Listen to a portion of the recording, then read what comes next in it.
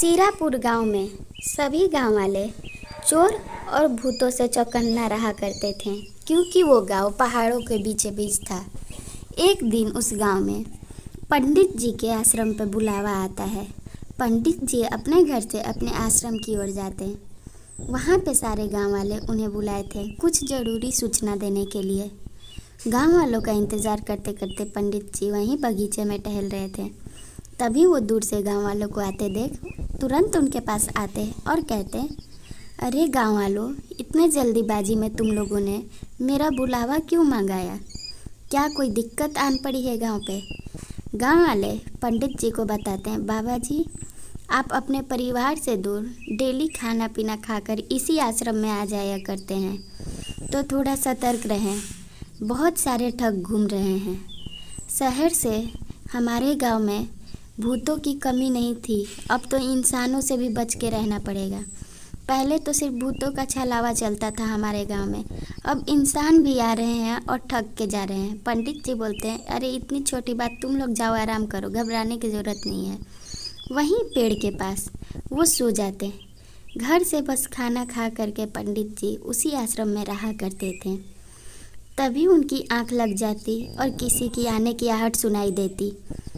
शहर की एक लड़की आके आवाज़ देती, अरे बाबा जी, शहर में तो कोई पंडित ही नहीं मिल रहे हैं, क्या आप मेरी पूजा करा देंगे? बाबा जी को लगता कि वो प्रसाद के लिए आश्रम पर आई है।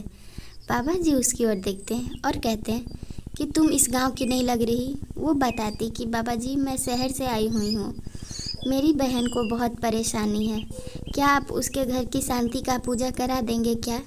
बाबा जी कहते हैं, हाँ ज़रूर, मैं इसी के लिए तो हूँ, लोगों का दुख दूर करना मेरा काम है, मुझसे जितना हो पड़ेगा मैं मदद करूँगा। उस शहरी लड़की को पता था कि बाबा जी के पास बहुत सारे धन हैं। गांव वाले जो कुछ भी इन्हें दान में देते हैं वो इसी आश्रम में रखते हैं, इसलिए वो पूजा के बहाने से उनके सामने आती। वो एक ठग थी और पंडित जी को ये बात पता नहीं चलती। पंडित जी कहते हैं, कहाँ पूजा करानी है और कब करानी? वो लड़की उनसे कहती, बाबा जी, मेरी बहन आपका इंतज़ार जंगल वाले रास्ते में करेगी, वो अपने घर पे पूजा नहीं करा सकती, आप प्लीज़ उसका पूजा करा दीजिए, बहुत परेशान और दिक्कत में है मेरी बहन। बाबा जी ठीक है कह के रातों रात निकलते हैं। जंगल वाले नदी के पास उन्हें एक औरत दिखती, उससे वो सारी बातें पूछते हैं कि क्या आपकी ही बहन मेरे पास आई थी आश्रम पे? वो औरत कहती, हाँ बाबा जी, मेरी बहन ही गई थी आपके आश्रम पे, मुझे यहीं पूजा करनी है। बाबा जी बोलते हैं कि रुक जाओ, मुझे थोड़ा नमस्कार करने दो। वो अपनी शांति के लिए पीछे मुड़ते हैं और मछलियों को देखने में खो जाते हैं। इधर वो औरत अपने पैर की पायल धीरे से खोलती और चप्पल चुरा के वहाँ से दबे पाँव में निकल जाती। ये सब तो सिर्फ एक नाटक था बाबा जी को जंगल की ओर लाने का, क्योंकि रात में बाबा जी अपना आश्रम नहीं छोड़ा करते थे और दिन में वो लोग चोरी कर नहीं सकते थे, गांव वाले वहाँ रहा करते थे। बाबा जी देखते हैं तो वो औरत गायब रहती। वापस गांव आके देखते हैं तो उनके आश्रम में चोरी हो चुका था। तभी गांव वालों से वो कहते हैं, मेरे आश्रम पे चोरी हो चुकी है, कुछ मेरे सामान गए तो गए, हमारे यहाँ के भगवान के जो सोने के आँख थे वो भी चोरी हो गए। मुझे तो कुछ समझ नहीं आ रहा है, मैं गांव वालों को क्या जवाब दूंगा, मैं एक आश्रम का ध्यान नहीं रख पाया।